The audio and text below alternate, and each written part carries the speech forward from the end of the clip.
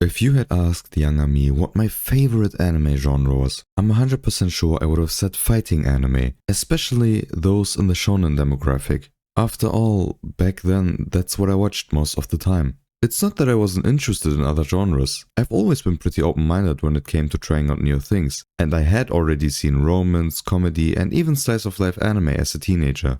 But there was just something about battle shonen that captivated me from a young age, ever since I first saw iconic shows like Dragon Ball, One Piece and Naruto on television. However, as I got older, things changed, both for me and for the genre. I started drifting away from battle shonen, and ironically, it was sports anime that brought me back. Why, you may ask? Well, because in a lot of ways, sports anime are actually the better battle shonen.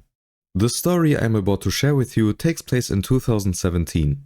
I was 15 years old and still in middle school when a new wave of battle shonen anime had just launched. I remember being so hyped about them, especially since I had just finished watching Bleach and was feeling that classic post-anime void in my heart. It's not like I had seen all the great battle shonen out there. After all, I still hadn't discovered gems like Hunter x Hunter, JoJo's Bizarre Adventure or Gintama, but I simply didn't know they existed. Back then, before anime became the global hit it is today, a lot of shows just didn't meet the criteria to make it big overseas, no matter how good they were. Accordingly, I had basically watched every battle shonen anime popular in Germany at the time. So when a friend told me about the new generation of battle shonen anime, which included My Hero Academia, Black Clover and Boruto, I couldn't wait to dive in.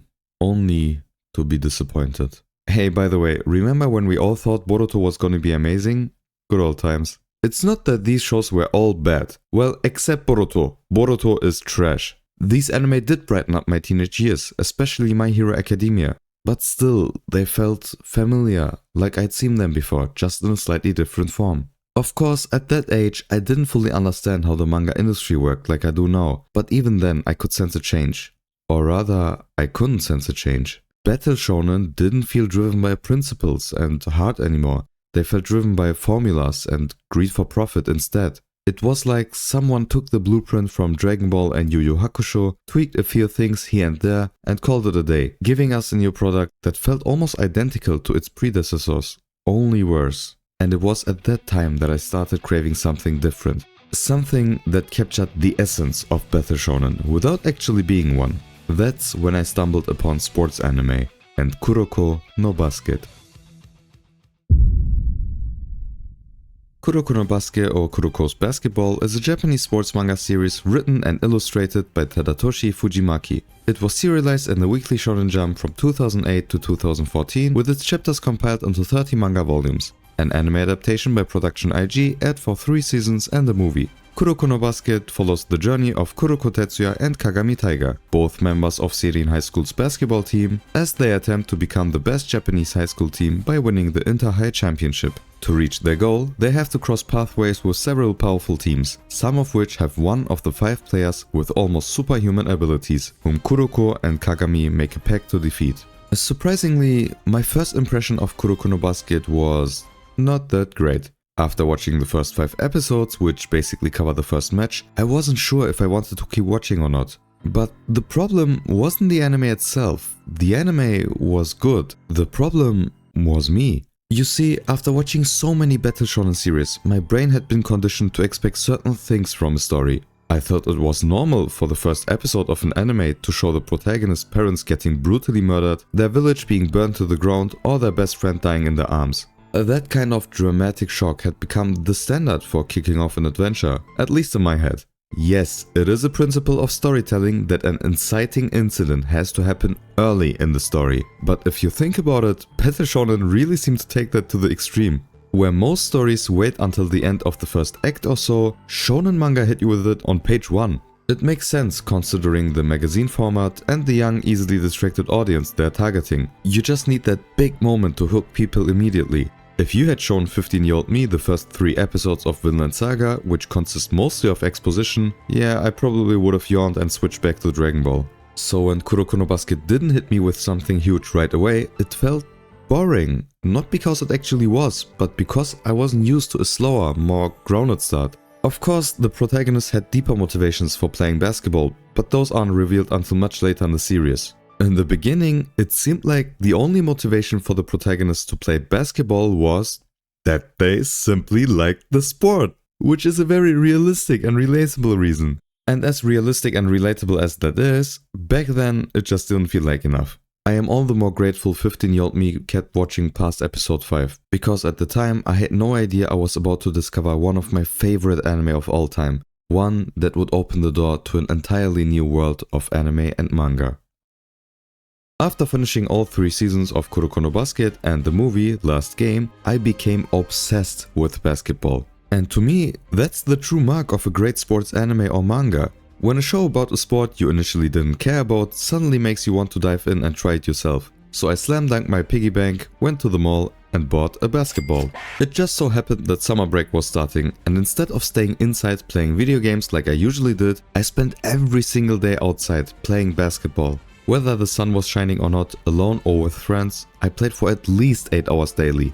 Looking back, those were some of my favorite childhood memories. And of course, I set an impossible goal for myself, becoming an NBA player. Classic Battle Shonen protagonist influence, I would say. Yeah, that dream didn't last long, mostly because everyone around me said it wasn't possible. Not only because I hadn't started training as soon as I learned to walk, but also because I was only 5'7" and, well, white. And I think that's one of the sad parts of growing up, letting go of goals because someone tells you they're impossible to achieve, which really is a shame. But hey, if you want to achieve your goals, you should slam dunk that subscribe button. A few weeks after summer ended, I was desperate to fill the void Kuroko no Basket left in my heart. That's when I found Haikyuu.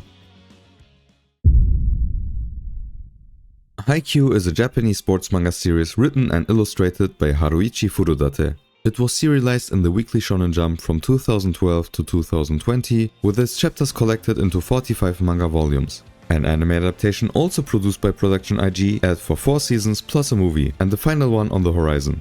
Inspired after watching a volleyball ace nicknamed Little Giant in action, small-statured Shoyo Hinata revives the volleyball club at his middle school. The newly formed team even makes it to the tournament. However, the first match turns out to be their last when they are brutally squashed by the king of the court, Tobio Kageyama. Hinata vows to surpass Kageyama, and so, after graduating from middle school, he joins Karasuno High School's volleyball team, only to find that his sworn rival, Kageyama, is now his teammate. At the time, Haikyuu was the perfect anime to fill the hole that Kuroko no Basket had left in my heart for 2 key reasons. Number 1, I related to Hinata a lot. Like him, I had been told I couldn't go far in sports because of my physical limits. But Hinata didn't let those doubts define him. He chased his dream regardless, and that was something I admired deeply. And reason number 2 is that Haikyuu is a realistic sports anime. Now, when I talked about Kuroko no Basket earlier, I purposely left something out. Kuroko no Basket is not a realistic sports anime. Some characters have borderline superpowers, like Kisei, who can perfectly copy any move he sees, or Midorima, who can shoot full court 3-pointers with 100% accuracy. That's not even a joke, that's a real thing in the show. But here's the thing, I've always hated it when people told me that Haikyuu is a better sports anime solely because it's more realistic. First of all, realism is not a storytelling principle. Yes, a story has to follow logic, but it just has to follow the logic of its own world. In Kuroko no Basket, those superhuman moves make sense in universe. For instance, no one would claim that Black Lagoon is better than One Piece just because its pirates use real guns instead of stretchy arms and fire fists. So why compare sports anime that way? And honestly, Kuroko no Basket isn't that far-fetched. Sure, a few characters have exaggerated skills, but they still have to use these skills within standard basketball rules and strategies. It's not like Inazuma 11, where shooting a soccer ball summons a fire dragon from the 9th dimension. In fact, the very reason Kuroko no Basket worked so well as my first sports anime was because it wasn't super realistic. If I had started with Haikyuu, I probably would have dropped it and the whole genre altogether. In my opinion, anime like Kuroko no Basket or Blue Lock are the perfect gateway for battle shonen fans, who aren't super sure about sports anime yet, as they sit right in the middle between action-packed fantasy and grounded realism. Just a tip though, if you're interested in Blue Lock, do yourself a favor and read the manga instead of watching the anime, for obvious reasons. And by the time I finished Haikyuu, I was convinced, sports anime are better than all other anime. The title of this video is admittedly a bit exaggerated. A sports manga isn't automatically better than manga from other genres just by being a sports manga. Nor are the writers behind sports manga inherently better than those writing action-packed battle shonen. Rather, the unique nature of the sports genre offers a different and often more engaging experience. Generally speaking, the latest wave of battle shonen has been moving in an exciting direction. Series like Chainsaw Man, Dandadan and Sakamoto Days are finally breaking away from the old Dragon Ball and Yu Yu Hakusho formula, giving us something that doesn't feel like the same product in a different package. But as I mentioned at the start, when the new gen launched, I found myself unable to fully enjoy most of them, despite my love for fighting shonen. Something just didn't click. And ironically, it was sports anime that helped me fall in love with the genre all over again. Because as I stated right in the beginning of the video, in many ways, sports anime are the better battle shonen. Wait a moment, Andream, did you just say sports manga are battle shonen? Well, when you look at it from a different angle, they kind of are. When you break down what makes a battle shonen and compare it to most sports manga, you'll find they're remarkably similar. Let me break it down. Battle shonen, by definition, are action-driven manga targeted at young teen males and published in shonen magazines. Guess where more sports manga are published? Also in shonen magazines. Which makes sense given that sports are typically played in your youth, especially during middle and high school. But beyond the publication label, let's look at the structure. One of the defining traits of battle shonen is that the battles push the plot and the characters forward. Growth and story progression happens through battles. Seinen manga published in seinen magazines aimed at young adult men focus more on internal conflicts or character introspection, and the fights are often just symbolic or secondary. In battle shonen, the fight is the story most of the time. Sports manga also feature battles that push the characters and the plot forward. These battles are the sports matches. Think of them as the equivalent of a tournament arc in a battle shonen. The structure is the same. You face increasingly tough opponents with the goal of becoming the best. The main difference is that in sports manga, the battles are usually fought as a team rather than individually. And in most cases, the fights in battle shonen revolve around a specific battle system, like Nen in Hunter x Hunter or Stance in JoJo's Bizarre Adventure. The same principle applies to sports manga, where the sport itself serves as the battle system. The rules of the sport define the boundaries within which characters operate, using their skills and strategies to outmaneuver opponents. And if you still think sports anime aren't at least somewhat similar to battle shonen, think again.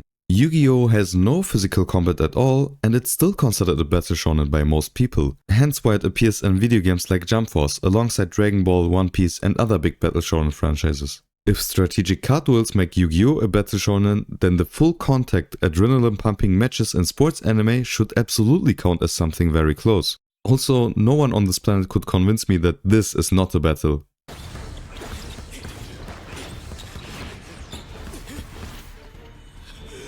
And even the central story themes in battle shonen and sports manga are strikingly similar. Most battle shonen focus on themes such as friendship and camaraderie, hard work and perseverance, and self-realization. These themes are equally central to sports manga, where characters must work together as a team to achieve their goals. But if the structure and the themes of both genres are so similar, why do I think sports anime and manga are better 90% of the time? Well, it all comes down to how those stories are told. The nature of both genres, if you could call it that. In most battle shonen anime, it's rare for the protagonist to lose a fight, because losing a fight usually equals death. Of course, battle shonen authors have various tricks to let the heroes lose without killing them off, like making them lose in non-lethal arcs, such as training or tournament arcs, or having the antagonist spare them, for whatever fucking reason. No, seriously, I hate it when the latter happens, because it almost always leads to plot holes or weird character decisions. Like, if I were the antagonist of a story, after beating the hero, I would grab a buzzsaw and cut off his head just to be sure he's dead. But no, what many villains do instead is to, I don't know, simply throw the protagonist off a cliff and cross their fingers hoping that they die? It doesn't make sense. That's why I love the scene from JoJo's Bizarre Adventure Part 3 Stardust Crusaders. Yeah, obviously, spoiler alert for JoJo's Bizarre Adventure Part 3 Stardust Crusaders, where the antagonist, Dio Brando, supposedly kills our protagonist Jotaro Kujo by impaling him with knives. Dio doesn't leave it to chance and just walks away. He listens for Jotaro's heartbeat, forces a cop to shoot him, and even tries to decapitate him with a street sign. That's how you write a smart villain, who ensures that his arch-nemesis is truly defeated. JoJo's is generally a great example of a series where the heroes can actually lose, or even die. With the cast constantly changing, Hirohiko Araki-sensei doesn't hesitate to kill off characters, which adds real tension and unpredictability to the fights. But let's be honest, that's not the norm. Most fighting shonen are predictable. The fights get repetitive, power-ups are overused, the stakes are fake. Sports anime are different. The characters can lose and not die. That changes everything. Losses don't have to be dramatic or life-ending, they can just hurt and teach. This allows for more varied story arcs where the protagonists can lose, learn, and grow. In fact, most sports anime include at least one major loss, usually in the middle of the story. In Blue Lock, the characters lose all the time, especially early on, but every loss highlights their flaws and forces them to grow. And because you are never certain who will win, the tension stays high all the time. I remember watching the final match between Nankatsu and Toho in the 2018 Captain Tsubasa remake. The score was tied at 3-3, and in the last few minutes, the ball kept flying back and forth with constant shots on goal. I was on the edge the whole time because I genuinely didn't know who would win, and the ending really shocked me. Same with the matches in Ping Pong the Animation, not a single one felt predictable, and since the show has two main characters, you never knew which of them would make it to the finals and win. That kind of thrill is something I almost never get from battle shonen, where the antagonist almost always ends up losing. Speaking of antagonists, sports anime often do an exceptional job at portraying them. In most battle shonen, the protagonist is a flawless hero, while the antagonists are often depicted as purely evil, doing bad things simply for the sake of it. I mean, sure, there are exceptions like in Hunter x Hunter, but they are rare. In sports anime, there is no clear good or evil. Every team is just a group of people chasing the same dream, play the sport they love and be the best at it. This gives the sense that any team really could be the protagonist team, making it way harder to pick a side. Watching matches like Seirin vs Kaijo in Kuroko no Basket or Karasuno vs Nekoma in Haikyuu, I genuinely didn't know who to root for, because I wanted both sides to win. The shows did a great job at developing the characters on both sides. You would constantly see them train, struggle and grow. You could see how far they'd come and what they had to sacrifice. That emotional split makes the matches way more intense. In one of the earlier episodes of Hajime no Ippo, Ippo faces off against Jason Ozuma, an African-American soldier in the Rookie King tournament. Ozuma is introduced with an intimidating presence, but it's quickly revealed that he has a gentle and compassionate heart. You see, before becoming a boxer, he was homeless and lost after arriving in Japan. One day, he stumbled into a boxing gym where he was welcomed by the kind-hearted coach and his wife, along with a few supportive gym mates who helped him find purpose through boxing. As their bond deepened, the coach and his wife unofficially adopted him, treating him like their own son. And after securing 3 consecutive knockout victories, Ozuma entered the East Japan Rookie King tournament to chase his dream. And there he encountered his first real challenge, our protagonist Makunoichi Ippo.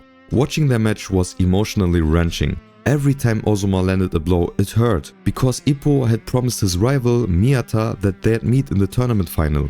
And every time Ippo struck back, it stung just as much, if not even more, because we had seen Ozuma only a few episodes earlier tearfully say goodbye to his new family, vowing to win the tournament for them. Unlike the typical even villains in battle shonen, the antagonists in sports anime are just rivals, people with the same goals, just wearing a different jersey. That makes their wins and losses hit harder. You relate to them, you feel for them. And because of the tournament-style storytelling, we sometimes get to see rival teams face off against each other, like with Kaijo vs Toho in Kuroko no Basket or Nekoma vs Fukurodani in Haikyuu.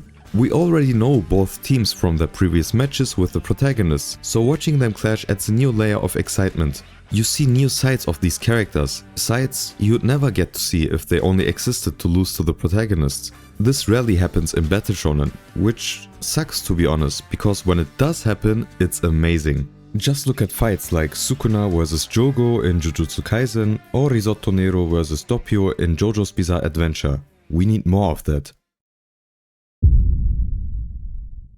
While we are on the topic of character depth, slice of life elements can do wonders for making characters feel real. But When I first tried watching slice of life anime as a teenager, I struggled to get into them. The characters just weren't interesting enough to make me care about their daily lives. Shonen anime, on the other hand, are packed with fascinating characters, but they rarely show them outside of high-stakes battles. That always felt like a missed opportunity to me. I mean, come on, I always wanted to know what characters like Shanks, Kenpachi or Madara Uchiha do on their weekend. That's one of many reasons why I love shows like Mob Psycho 100. It doesn't shy away from showing the mundane sides of its characters, and it makes them feel more human. Sports anime blends slice of life and action almost effortlessly. In shows like Kuroko no Basket and Hajime no Ippo, you'll often see characters just hanging out, eating together, going to the beach, or just acting like regular friends between matches. That downtime makes their personalities shine.